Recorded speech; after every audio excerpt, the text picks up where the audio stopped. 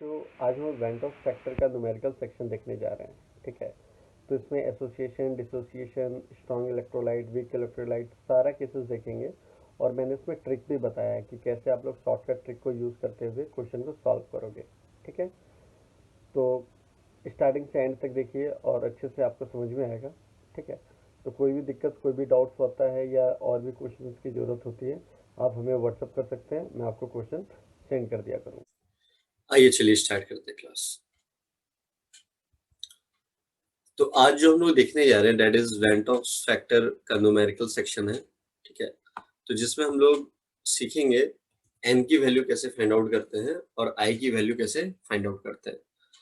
दोनों चीजें देखेंगे, एसोसिएशन वाला भी केस देखेंगे, डिसोसिएशन वाला भी केस देखेंगे। उसके अंदर बहुत सारी ट्रिक्स है, लाइक स्ट्रॉन्ग इलेक्ट्रोलाइट्स के लिए क्या होगा, वीक इलेक्ट्रोलाइट्स के लिए क्या होगा, है ना।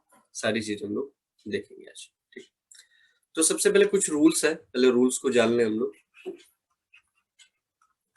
रूल नंबर 1, सबसे पहले आपको क्या करना पड़ेगा, जो भी क्वेश्चन आपको गिवन दिया होगा तो आपको जो कंसंट्रेट करना है वो सॉल्यूट के ऊपर कंसंट्रेट करना है। तो कंसंट्रेट करके करेंगे क्या, अगर मान लो आपने सॉल्यूट के ऊपर कंसंट्रेट कर लिया कि सर ये सॉल्यूट है, ठीक है, तो आपको आइडेंटिफाई करना है कि सॉल्यूट जो है वो इलेक्ट्रोलाइट है या नॉन इलेक्ट्रोलाइट है। ठीक है,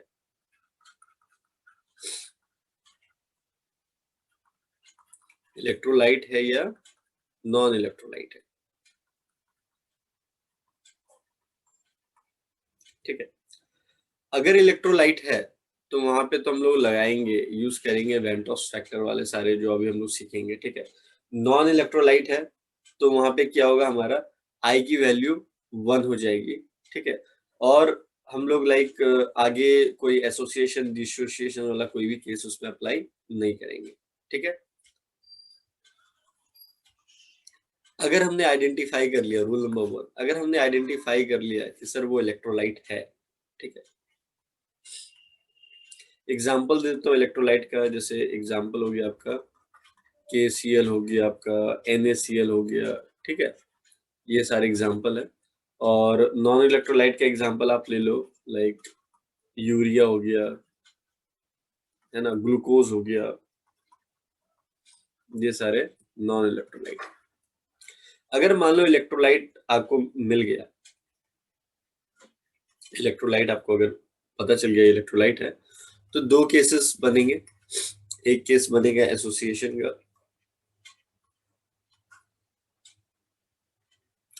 और दूसरा बनेगा डिसोसिएशन। ठीक है, तो आप लोगों को बताया था अगर एसोसिएशन होगा तो आई की वैल्यू क्या होगी, मतलब कि ग्रेटर देन 1 होगी या लेस देन 1 होगी। और डिसोसिएशन वाले केस में भी बताया था आई की वैल्यू ग्रेटर देन 1 होगी या लेस देन 1 होगी। तो एसोसिएशन वाले केस में हमारा जो आई की वैल्यू होगी वो लेस देन 1 होगी, और डिसोसिएशन वाले केस में आई की वैल्यू जो है वो ग्रेटर देन 1 होगी। उसके बाद एसोसिएशन वाले केस में हम लोगों ने फॉर्मूला क्या यूज करना सीखा था, I equals to 1 minus alpha plus alpha upon N. और यहाँ पे सीखा था हम लोगों ने I equals to 1 minus alpha plus N alpha. ध्यान रखिएगा, डिसोसिएट्स में क्या होता है, एक मॉलिक्यूल्स दो मॉलिक्यूल्स में डिवाइड हो जाता है, तो मतलब एन मल्टीप्लाई हो रहा है, ये ट्रिक है, याद रखिएगा। ठीक है, और एसोसिएट्स में क्या होता है, दो एक में तब्दील हो जाता है, मतलब कम हो रहा है। इसमें क्या बढ़ रहा है, तो बढ़ रहा है मतलब मल्टीप्लाई ही होगा, घट रहा है तो उसमें डिवाइड होगा। ये याद रखिएगा ये जो टर्म। ठीक है, ये सारे की पॉइंट है। थर्ड, अगर आपको क्वेश्चन में कुछ भी अगर फाइंड आउट करने के लिए बोल दे, ऑस्मोटिक प्रेशर बोल दे, डेप्रिसिएशन ऑफ फ्रीजिंग पॉइंट बोल दे, एलिवेशन इन बॉइलिंग पॉइंट बोल दे, RLVP बोल दे, तो मॉडिफाइड इक्वेशन आप लोगों को बताया था कि आई मल्टीप्लाई हो जाएगा। ठीक है, तो थर्ड वन देख लेना, कॉलिगेटिव प्रॉपर्टी, जो भी फॉर्मूला आपने उन्हें सीखा था बस उसमें आई मल्टीप्लाई कर देना। ठीक है, फोर्थ वन क्या देखा था हम लोगों ने, फोर्थ वन इस रूल पे शामिल है कि एन की वैल्यू कैसे फाइंड आउट करेंगे, find the value of N. Fourth rule है find the value of N, N की वैल्यू कैसे फाइंड आउट करेंगे। तो अब मेरा क्वेश्चन है, एन क्या है यहाँ पे, एन जो है नंबर ऑफ आयंस है, एन जो है that is number of ions. ठीक है, इसको फाइंड आउट करना है हमको। कैसे फाइंड आउट करेंगे, लेट्स सी, एक एग्जांपल लेते हैं, इसी का एग्जांपल ले लेते हैं जो केसीएल मैंने लिखा है, केसीएल। तो केसीएल कैसे टूटेगा, आप बोलोगे सर ये टूटेगा के प्लस और सीएल माइनस में। ठीक है, तो नंबर ऑफ आयंस कितने हो गए, 2। Very easy. अगर मैंने आपको NaCl बोल दिया कि NaCl का बताइए, तो आपने बोला sir so easy, Na plus Cl minus, तो सर इसका भी n इक्वल टू क्या हो जाएगा, 2। क्लियर है यहाँ तक? Hello, yes sir. चलिए अब हम लोग बढ़ते हैं केस की तरफ। Case number 1, case number 1, case number 1 क्या है हमारे पास, for strong electrolyte, for strong electrolytes. तो याद रखिएगा, जब भी स्ट्रॉन्ग इलेक्ट्रोलाइट होगा तो आपको अल्फा का वैल्यू नहीं दिया जाएगा। क्यों नहीं दिया जाएगा, क्योंकि for the strong electrolyte always alpha का वैल्यू होता है 1।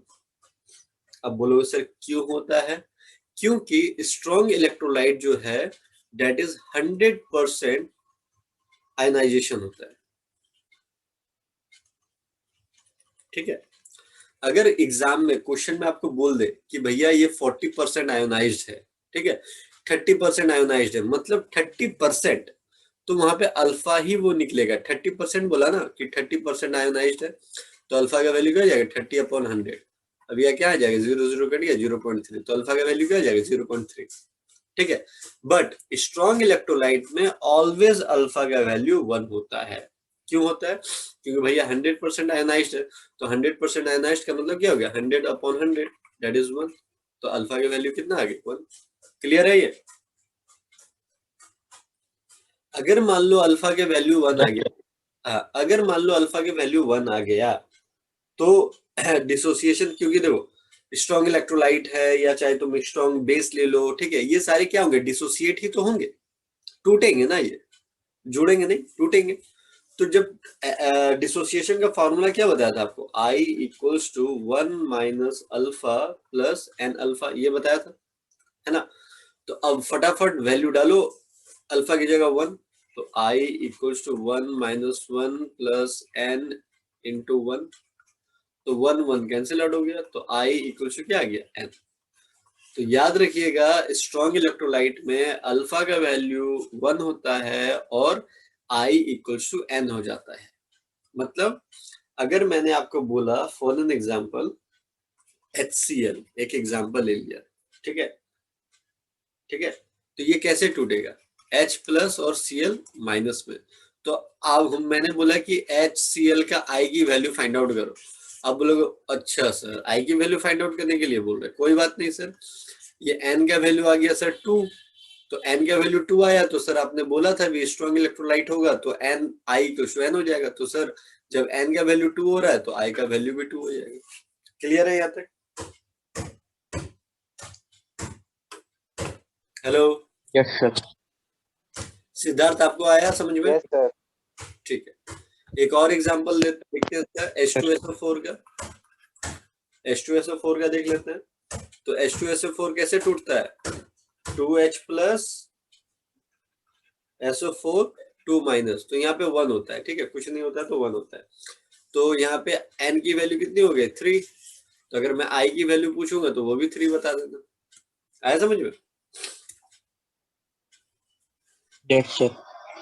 फिर अगर मैंने पूछ दिया, एक और एग्जांपल देता हूँ, HNO3, HNO3, तो HNO3 कैसे टूटता है sir, H plus NO3 minus, है ना। यहाँ पे N की वैल्यू कितनी हो गई, 2, 3। 2 होगी ना यार, 3 कैसे होगी, N की वैल्यू 2 है ना, यहाँ 1 यहाँ 1, तो I यस की सर। वैल्यू कितनी हो जाएगी, 2। ठीक है, एक और एग्जांपल ले लेते हैं, HClO4, ठीक है, तो ये कैसे टूटेगा, H plus ClO4 minus, N की वैल्यू 2, I की वैल्यू 2। क्लियर है? Yes sir. चलिए स्ट्रॉन्ग देख लिया, अब स्ट्रॉन्ग बेस देख लेते हैं हम लोग। कुछ भी हो, स्ट्रॉन्ग बेस हो, स्ट्रॉन्ग सॉल्ट हो, स्ट्रॉन्ग एसिड हो, कुछ भी हो, ठीक है, अल्फा की वैल्यू क्या होगा 1। आया समझ में? Yes, sir. For strong base, ठीक है, स्ट्रॉन्ग बेस के लिए क्या देखेंगे, फिर से बोल दिया अल्फा का वैल्यू क्या होता है 1। तो पहला एग्जांपल ले लेते हैं NaOH। तो NaOH कैसे टूटेगा, Na प्लस OH माइनस, ठीक है। तो यहाँ पे N की वैल्यू कितना हो गया 2, तो I की वैल्यू कितना हो जाएगा 2। आया समझ में? सेकेंड देख लेते हैं BaOH2। तो ये कैसे टूटेगा भाई, Ba2 प्लस और 2OH माइनस। तो यहाँ पे N का वैल्यू कितना है 3, तो I का वैल्यू कितना हो गया 3। कोई दिक्कत, कोई दिक्कत है जी? नहीं, चलिए आगे बढ़ते हैं। अब जरा देखिएगा, ऑल टाइप्स ऑफ सॉल्ट बता रहा हूँ, ऑल टाइप्स ऑफ सॉल्ट, ठीक है। ऑल टाइप्स ऑफ सॉल्ट का मतलब क्या हो गया, जैसे मान लो NaCl दे दिया मैंने, NaCl, तो NaCl का क्या होगा Na प्लस और Cl माइनस। तो यहाँ पे N का वैल्यू कितना हो रहा है 2, N का वैल्यू 2, तो I का वैल्यू कितना हो गया 2, ठीक है। फिर दे दिया आपको K2SO4, K2SO4, तो ये कैसे टूटेगा 2K प्लस और SO4 2 माइनस। तो अब कितना है, यहाँ पे 2, यहाँ पे 1, तो N का वैल्यू कितना हो गया 3, तो I का वैल्यू कितना हो गया 3। एक और एग्जांपल देख लेते हैं, थर्ड एग्जांपल Al2SO4 3, ठीक है। ये कैसे टूटेगा, ये टूटेगा 2Al3 प्लस और ये टूटेगा 3SO4 2 माइनस, ठीक है। तो यहाँ पे कितना है 2, यहाँ पे कितना है 3। तो जब N की वैल्यू 5 आ रही है, N की वैल्यू 5 आ रही है, तो I की वैल्यू भी 5 आएगी। कोई दिक्कत? चलिए एक और देख लेते हैं, K4 का देख लेते हैं, K4 FeCN6, ठीक है।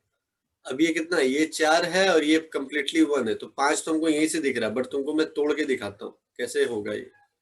ये हो जाएगा आपका 4K प्लस, ठीक है, प्लस FeCN6 4 माइनस, ठीक है।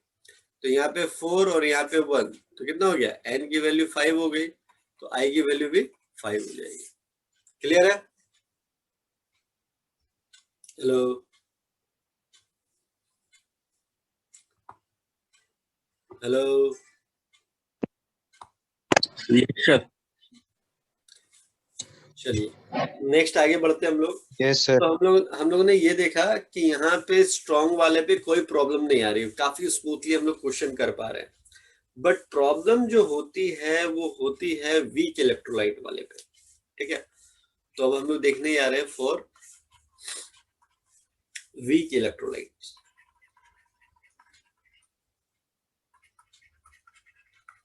वीक इलेक्ट्रोलाइट्स को हम लोग देखने जा रहे हैं, ठीक है। अब वीक इलेक्ट्रोलाइट्स में सबसे पहले आपको ये दिमाग में रखना पड़ेगा कि वैल्यू ऑफ अल्फा गिवन दिया रहेगा एग्जाम में, अल्फा इज गिवन आपको दिया रहेगा, ठीक है। अब वहां से आपको आई बोल देगा फाइंड आउट करने के लिए, कुछ भी चीजें फाइंड आउट करने के लिए बोल सकता है, बट अल्फा आपको गिवन दिया रहेगा, ठीक है। तो अब थोड़ा सा मैं वीक एसिड वीक बेस बता देता हूँ, वीक एसिड कौन कौन सा है। वीक एसिड में आप इसको बोल सकते हो CH3COOH, है ना, फिर HCN, ठीक है। और स्ट्रॉन्ग वीक बेस में आप ले सकते हो NH3 को ले सकते हो, फिर NH4OH को ले सकते हो, ठीक है। ये सारी चीजें हो गई। अब एक एग्जांपल देख करके देखते हैं कि इसको फाइंड आउट हम लोग कैसे करेंगे, ठीक है। इसको फाइंड आउट करेंगे हम लोग, एक एग्जांपल लेकर के देख लेते हैं। एग्जांपल है आपका CH3COOH, ठीक है, इज 10% आयोनाइज्ड, फाइंड आई। ठीक है, तब कैसे बनाएंगे इसको? तो मैंने क्या बोला, ये क्या दे रखा है, अल्फा का वैल्यू, अल्फा का वैल्यू दे रखा है 10/100 कर दो, तो अल्फा कितना आ गया मेरे पास 0.1। अब हम लोग को चेक करना है कि CH3 टूटता कैसे, CH3COOH। ठीक है, अगर कुछ भी नहीं दिया तो वाटर के साथ करा दे दो। ठीक है, तो ये क्या हो जाएगा, CH3COO minus plus H plus. तो कितने में टूटा, ये 1 और ये 1, 2, तो N की वैल्यू आ गई 2। ठीक है, अब मुझे निकालना I, तो I का फॉर्मूला क्या होता है, 1 minus alpha plus N alpha, है ना। तो I equals to 1 minus alpha है मेरे पास 0.1 प्लस एन कितना है मेरे पास 2 इंटू 0.1। ठीक है, अब इसको सॉल्व करेंगे तो आएगा 1.1, तो देयरफॉर I का वैल्यू जो आ गया मेरे पास 1.1। ठीक है, क्लियर है यहाँ तक, कोई डाउट्स किसी को? No sir.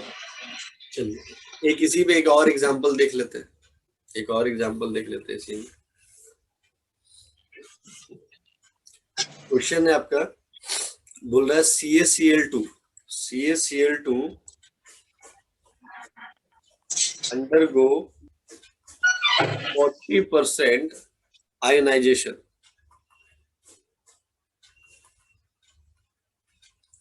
40% आयोनाइजेशन, फाइंड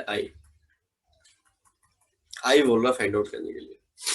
तो सबसे पहले आप लोग को क्या करना है, 40% है तो अल्फा इक्वल टू क्या कर दोगे 40/100, तो ये कितना हो गया 0.4। ठीक है, उसके बाद आपको देखना है CaCl2 कैसे टूटता है। CaCl2 कैसे टूटता है भाई, Ca2 प्लस और 2Cl माइनस, तो यहां से 1 और यहां से 2, तो N की वैल्यू कितने हो गए 3। ठीक है, फॉर्मूला क्या था हमारे पास, फॉर्मूला था I equals to 1 minus alpha plus N alpha, सब वैल्यू दिया हुआ है। 1 माइनस अल्फा कितना है मेरे पास 0.4 प्लस एन कितना है 3 इंटू 0.4, बस कैलकुलेट कर लेंगे, ये 4 × 12, 12 और 1, तो ये हो गया 2.2 माइनस 0.4, माइनस करेंगे तो आ जाएगा 1.8। ये that is the final answer. आ गया समझ में? ठीक है, ये डिसोसिएशन का केस हम लोगों ने देख लिया। अब हम लोग देखने जा रहे हैं एसोसिएशन का केस। फॉर एसोसिएशन,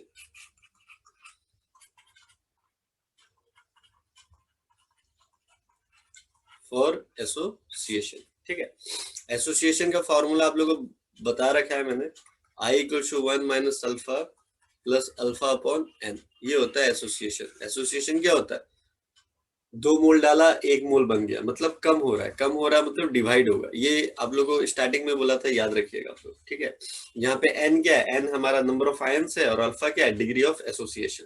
ठीक है, तो चलिए एक एग्जांपल करके देख लेते हैं। एग्जांपल क्या कह रहा है, CH3COOH is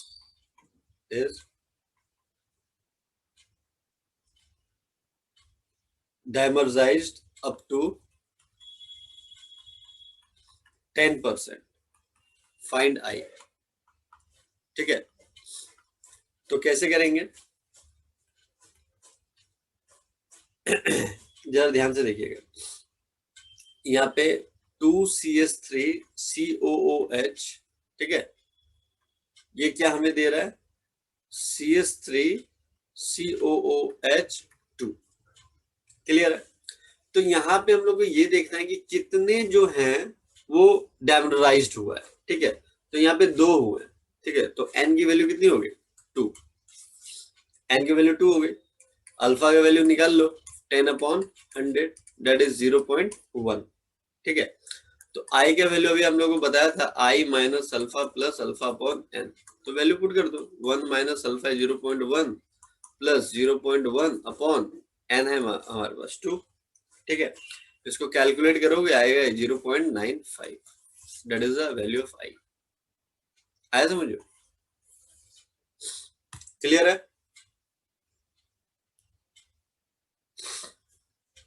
hello, yes sir. चलिए जब क्लियर है तो एक चीज और देख लेते हैं हम लोग। क्वेश्चन है, कह रहा है फाइंड आउट पहला ए, इफ KCl undergo 100% डिसोसिएशन, ठीक है। बी कह रहा है इफ KCl undergo 80% डिसोसिएशन, ठीक है। तो कैसे करेंगे? सॉल्यूशन बताता हूं मैं। एक तरफ लिख लेता हूं फॉर 100% और एक तरफ लिख लेता हूं फॉर 80%, है ना। कलर थोड़ा चेंज कर लेते हैं तो क्वेश्चन आंसर देखने में आसान लगेगा। तो यहाँ पे अल्फा का वैल्यू क्या आ जाएगा? 100/100 तो हो गया 1। यहाँ पे अल्फा का वैल्यू कितना हो गया? 80/100 दैट इज 0.8, ठीक है। अब क्या हुआ? KCl कैसे टूटता है? बड़ा ही इजी है सर, K प्लस और Cl माइनस में। तो यहाँ पे N की वैल्यू कितने आ गई? 2। N की वैल्यू कितने आ गए? 2, है ना। तो हम लोग क्या करेंगे? I equals to 1 minus alpha plus N alpha. तो सारा कुछ दे रखा है, 1 माइनस 1 प्लस 2 इंटू 1। तो ये 1 1 कैंसिल आउट हो गया, यहाँ 2 बचा। तो I की वैल्यू कितनी हो गई? 2, ठीक है। अब यहाँ पे क्या करेंगे? I इक्वल्स टू क्या रहेगा? 1 minus alpha plus N alpha. Value सारा पुट करो। 1 माइनस अल्फा है 0.1 0.8 प्लस N क्या है मेरे पास? N निकल चुका है 2 इंटू 0.8, है ना। तो ये 8 16, तो ये हो गया 2.6 माइनस 0.8, ठीक है। तो I की वैल्यू हो गई 1.8, that is the final answer.